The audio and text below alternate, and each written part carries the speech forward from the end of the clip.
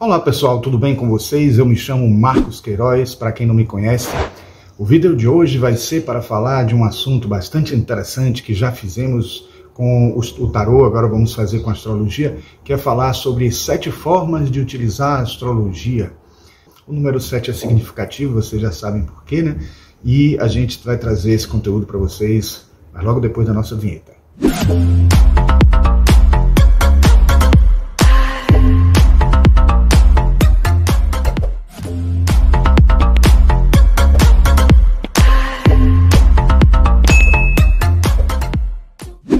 Pronto, pessoal. Na verdade, nós temos trazido aqui conteúdos de astrologia, de tarô, de psicologia indiana, de meditação, de assuntos da área de arquitetura, bioarquitetura e neuroarquitetura, tal, assim, tentando fazer uma abordagem sempre espírita, teosófica, ocultista. E o que nós vamos fazer hoje é justamente tentar, dentro de uma perspectiva filosófica, esotérica, traduzir como que seria a aplicação da astrologia nas várias vertentes possíveis, né? Dentro da nossa limitação, dentro do que a gente conhece, do que a gente acha que é possível, e entendendo também que nós temos aqui um público que muitas vezes é já aprofundado no assunto, outros que estão até começando, e eu tenho percebido que os vídeos da gente têm sempre sido direcionados para pessoas que até já conhecem um pouco mais de astrologia, e o que eu quero trazer também, às vezes, assuntos que sejam um pouco mais elementares, fundamentais para quem está começando, e eu acho que esse tipo de vídeo que eu vou fazer hoje, ele não só serve para pessoas que estão começando, mas para pessoas que estão mais avançadas também, porque às vezes eu tiro por mim, porque eu não me considero tão avançado assim, mas às vezes quando eu vejo alguma coisa que é elementar, que é inicial, que é básico, eu descubro tantas coisas que eu ainda não sabia, então eu acho que é importante a gente trocar, compartilhar e tudo mais. Então vamos trazer aqui justamente essas 7 formas de utilizar a astrologia dentro da perspectiva que a gente pode entender, pode perceber uma visão ocultista, esotérica. A primeira forma de todas, talvez seja a mais óbvia, a mais conhecida e a mais procurada, é sobre o autoconhecimento e desenvolvimento pessoal. Então a astrologia pode ajudar a gente a entender melhor as características da nossa personalidade, né?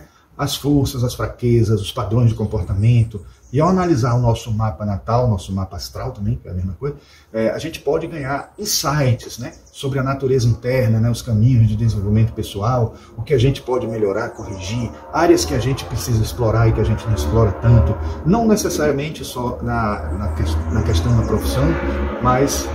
barulho, aparece aí barulho de carro, mas também na nossa vida, no nosso cotidiano, no que a gente quer fazer da nossa vida e tudo mais, não apenas, como eu já disse, no profissional, mas também na vida, no cotidiano, no lazer, né, naquilo que a gente quer aprofundar para estudar, mesmo que não seja por uma carreira acadêmica, mas por uma necessidade pessoal, aquilo que a gente gosta de fazer, ler, né, como uma diversão e até como um aprimoramento, tudo isso a gente, de certa forma, encontra caminhos para entendimento pessoal no mapa natal, no mapa astral, e a astrologia pode nos ajudar bastante.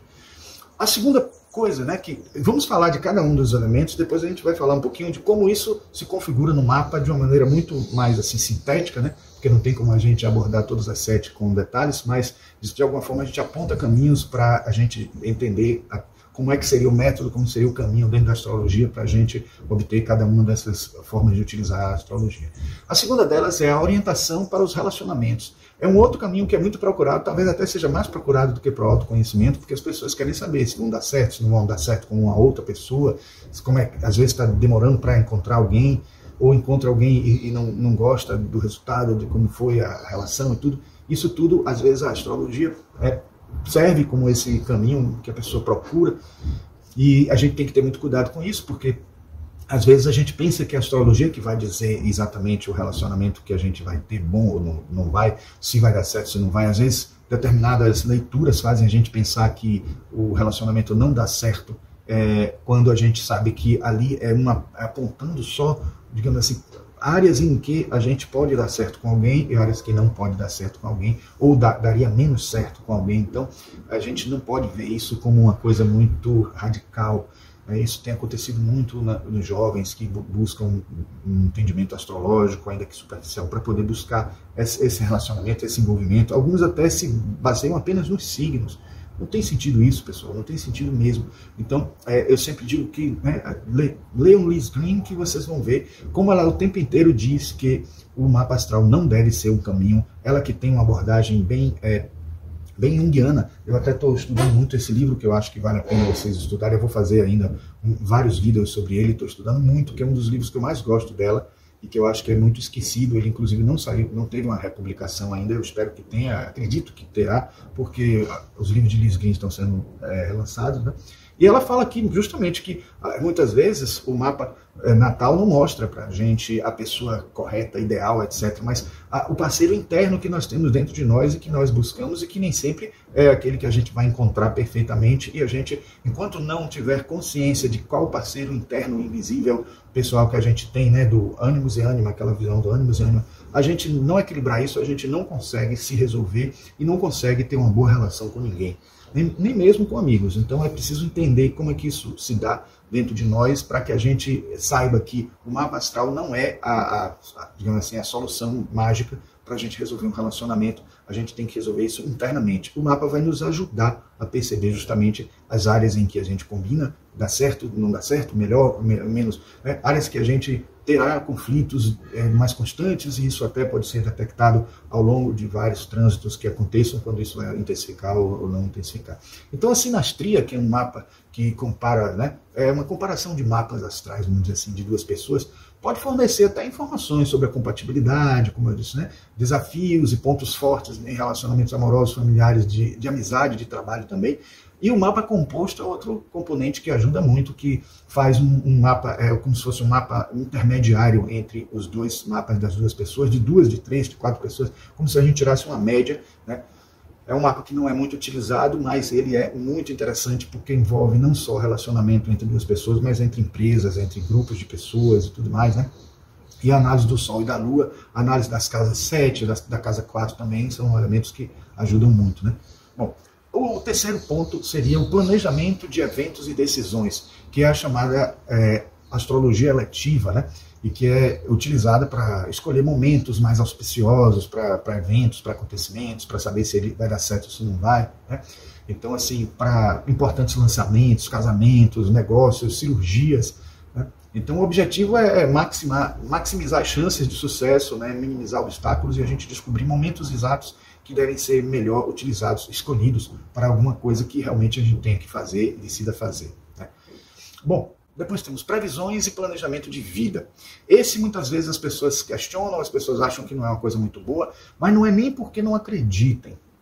E algumas acreditam, outras não acreditam, mas aquelas que acreditam também têm medo, né? Então às vezes é uma questão de medo, e se a gente consulta um astrólogo, pelo menos a gente tem a chance de esse astrólogo amenizar, diminuir, ou tentar dar várias opções de resultados que às vezes não são muito bons, né? Mas é importante que a gente perceba que a astrologia serve para isso também, ajuda também a tranquilizar as pessoas para saber do que vai acontecer, por exemplo, da própria cirurgia que eu falei nesse instante, que é um momento que se escolhe pela astrologia eletiva. Também é possível, quando ela não é escolhida, quando é alguma coisa que tem que acontecer naquele momento, ou o nascimento da criança também, que a gente vai ver, às vezes, não só o mapa da própria criança, mas dos pais e de tudo que vai acontecer em volta daquela criança, em torno daquela criança, no nascimento, na criação de uma empresa e tudo, coisas que antes você possa saber. Se a eletiva você busca a astrologia para decidir o momento, de previsões, planejamentos, você, né, de certa forma, verifica o que já aconteceu, confirmando, mas você tenta antever o que vai acontecer, coisas que não estão sob o nosso controle, sob o nosso poder de decisão. Então, através de técnicas preditivas, como trânsitos, progressões, né, secundárias, retornos solares e lunares e outros, a astrologia pode ajudar a gente a identificar períodos favoráveis e desfavoráveis, desafiadores, né, na nossa vida, auxiliando o nosso planejamento, né, e a tomada de decisões da gente também, certo? Então, o quinto ponto seria saúde e bem-estar. A astrologia também é terapêutica, né, ou médica, né, ela tem um caminho né, que pode ser utilizado, né, para poder dar a gente uma ideia de problemas de saúde que a gente pode vir a ter ou que a gente pode estar tendo no momento, né? Então ela estuda a influência dos planetas e signos sobre essa saúde física e mental, entendendo que os signos têm relações com partes do corpo, com a fisiologia, com a anatomia e tudo mais, né? E pode oferecer também insights de tendência de saúde e sugerir períodos em que a gente deve prestar mais atenção na questão da saúde e até orientar que caminhos a gente pode tomar para melhorar aquele problema, para resolver aquele problema, porque, lembrando que a astrologia está relacionada com o ocultismo, com a alquimia, com o cabala, com todos esses conhecimentos, e esses conhecimentos também apontam para a gente, principalmente a alquimia, aponta para a gente para o lado físico, para o lado fisiológico, o que está em cima é como o que está embaixo, então as energias que estão nos mapas, né, dão a gente ideias sobre o que a gente precisa trabalhar em nós, né, tanto física como emocional, como mental, e isso tudo faz parte da saúde, né? Porque a saúde não é só física, existe saúde emocional, saúde mental e tudo mais. Bom, temos também o sexto, que seria a orientação profissional e vocacional, também muito utilizada, às vezes até utilizada para definir se uma pessoa vai ser aceita ou não em determinado emprego, até em alguns momentos sem a pessoa saber, né? Para as pessoas dentro de empresas que utilizam muito a astrologia, então analisam o mapa astral, né? E fazem da astrologia para fornecer insights sobre as habilidades, talentos, vocações, né, da pessoa, ajudando a escolher carreira e também a sintonia que pode ter com a natureza do trabalho que está se propondo a fazer e o potencial que ela tem, tanto para a pessoa que está escolhendo o trabalho, quanto para a pessoa que vai absorver alguém em um determinado exercício profissional. Também chama a atenção de que isso pode ser algo que precisa de muito cuidado, porque às vezes a pessoa descarta alguém por conta da astrologia, e isso acaba sendo também um preconceito, poderíamos dizer que é um preconceito astrológico, né? E não é por aí, a gente tem que ter cuidado só para perceber que numa formação, numa decisão, numa escolha da pessoa, né, vocacional ou numa escolha da pessoa para determinada empresa, o que a astrologia ajuda é apontar os potenciais e áreas em que a pessoa tem uma maior condição de deslanchar, de fazer melhor, e isso pode ajudar sim, mas sem que a gente crie um preconceito muito forte sobre isso. E por último, e não menos importante, nós temos o desenvolvimento espiritual. Então a astrologia esotérica e espiritual, né, enfoca, né, a evolução da alma, né, e o desenvolvimento espiritual que a gente pode ter. Então ela ajuda a gente a entender as lições kármicas, a jornada da alma através das encarnações, promovendo um crescimento espiritual consciente. Então a astrologia kármica, né, até mesmo poderíamos dizer que a astrologia védica, que usa muito essa questão do karma, ela vai ajudar muito, apontar muito a gente para um caminho mais macro, mais transcendente, que vai além do mundo encarnado que nós estamos aqui, nessa vivência encarnada aqui. Então fala mais do espírito. Então existe sim uma astrologia que não só diz respeito à personalidade, aquela pessoa encarnada, mas também diz respeito à individualidade, ao ser espiritual que somos nós, né, numa vida mais profunda. Isso aí não é muito fácil de detectar, porque está nas entrelinhas, está indiretamente mostrado na astrologia tradicional, ou até na astrologia atual. A gente vai detectar pontos que podem nos ajudar bastante a descobrir sobre esses propósitos espirituais nossos, né? Agora, cada uma dessas aplicações da astrologia pode fornecer uma perspectiva valiosa para a gente, né, sobre diferentes aspectos da vida, né, promovendo um entendimento, um alinhamento, né, e uma busca de caminho espiritual, né, e tal. Mas agora a gente pode também ver em cada uma delas o que é que a gente pode fazer, onde a gente pode encontrar, quais métodos a gente pode usar. Vamos ser sintéticos de alguma forma, porque, como eu disse, não dá tempo de falar de todas. Então, começando pelo autoconhecimento e desenvolvimento pessoal, a primeira coisa é utilizar o mapa astral. Não tem outro, porque a gente, com trânsitos, com essas outras soluções, esses outros métodos de astrologia, né, progressões, etc., a gente não vê muitos elementos da nossa essência, do nosso conhecimento pessoal, do nosso desenvolvimento pessoal. Vemos mais do desdobrar disso, de alguma forma. Ajuda, vai dar mais elementos? Vai. Mas o principal é buscar lá no próprio mapa astral, no mapa natal. Então, a análise dos planetas pessoais, Sol, Lua, Mercúrio, Marte, Vênus, né? A análise das casas astrológicas, a análise dos aspectos entre os planetas. Então, ou seja, basicamente a análise astrológica do mapa completo, com todos os seus elementos, vai mostrar a gente, de alguma forma, tanto o que a gente tem para realizar aqui na Terra, quanto as coisas que podem beneficiar a gente no processo de desenvolvimento. Então, assim, para os relacionamentos, que seria o 2, orientação para relacionamentos, a gente poderia dizer que teria, como já dissemos, as sinastrias, comparações entre mapas astrais, o mapa composto, a posição do Sol e da Lua, né, A posição também de Marte e Vênus, né, que é importante, mas é secundário, porque a de Sol e Lua é mais importante, em correspondência cruzada ou em relações em si com outros planetas, eles separados, eles juntos, né, os mapas, né, das duas pessoas. Então isso tudo vão ser pontos, pistas para a gente analisar. Os planetas e signos na casa 7, né, para as relações afetivas e profissionais, na casa 4 para relações familiares, né. Então esse basicamente seria o caminho para esse relacionamento. Então análise dos aspectos entre os planetas também nos dois mapas, as casas astrológicas em sinastria, especialmente a 5ª, a 7ª e a 8ª, os mapas compostos, né, um mapa criado a partir da média dos dois mapas astrais, ou dos vários mapas astrais, como nós já falamos, né.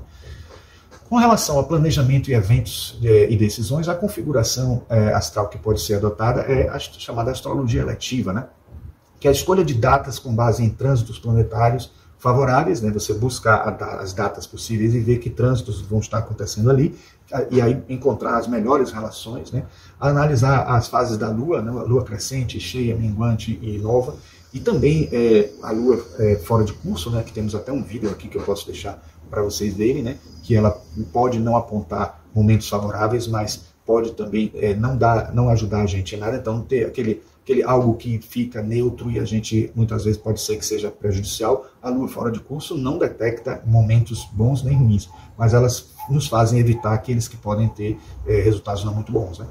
Então, e também a verificação de aspectos entre planetas em momentos específicos. Isso aí é um dos pontos mais importantes para a astrologia eletiva, certo? Bom, quanto às previsões e planejamento de vida, as configurações mais adequadas para estudar são os trânsitos, as progressões secundárias e os retornos solares.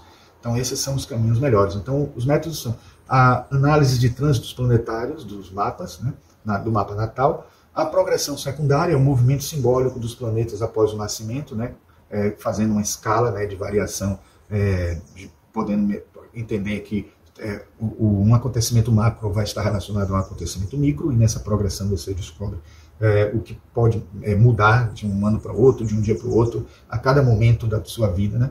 O mapa de retorno solar, esse sim, de um ano para outro, que muda, né? Você fazendo um mapa novamente para o mesmo ângulo que você nasceu, a cada ano você vai ter um mapa que ajuda você a perceber as mudanças que vão acontecendo. Isso é possível fazer com a Lua e com o Sol, mas o da Lua são variações mais constantes da nossa emoção, do nosso dia a dia, dos nossos pensamentos, mas o retorno solar, ele vai nos dar uma informação, ou revolução solar, né, que é mais comumente chamado, ele vai nos dar acontecimentos que mudam de ano a ano. Então isso é importante também a gente entender para saber o que vai acontecer nos próximos anos, nos próximos períodos da nossa vida, né? Com relação à saúde e bem-estar, a gente tem configuração do próprio mapa astral e buscar a astrologia médica. Analisar a 6ª casa, que é a casa da saúde e dos hábitos diários, é um dos pontos principais. A posição e os aspectos dos planetas associados à saúde, né? O Sol, a Lua, Mercúrio e tudo mais. E a verificação dos trânsitos planetários também que podem afetar a nossa saúde, entendendo também. Também analisando os ciclos que a gente passa de cada planeta, vendo como eles podem interferir de alguma maneira e como eles estão aspectados a cada instante desse período, desse percurso, em que casa ele está, em que signo ele está nesse ciclo todo. Isso vai ajudar também a gente a entender os altos e baixos, as variações na nossa saúde, no nosso organismo, no nosso biorritmo astrológico, de certa forma. Sob a orientação vocacional, o mapa natal vai nos dizer muita coisa. A análise da casa 10, da carreira e do status social, a posição e aspectos dos planetas, como Saturno, que é relacionado a trabalho de alguma forma, e Júpiter relacionado à expansão, também são pontos bons para a gente analisar no nosso estudo, né, em relação à profissão. A posição do meio do céu e os planetas próximos ao meio do céu também são muito importantes. E, por último, em relação ao desenvolvimento espiritual, a gente tem que analisar o mapa natal em si e estudar um pouquinho de astrologia esotérica para entender que existem diferentes nuances aí para analisar no mapa, buscando algo, né? Astrologia esotérica e também a astrologia kármica, né? Para a gente perceber o que é que tem ali para nos dizer sobre a questão de ação e reação, da lei do karma dentro da nossa vida. Então, a análise da casa 12, que tem a ver com a espiritualidade, com o inconsciente, as posições e aspectos dos planetas espirituais, Netuno, Plutão, e até Urano também, né?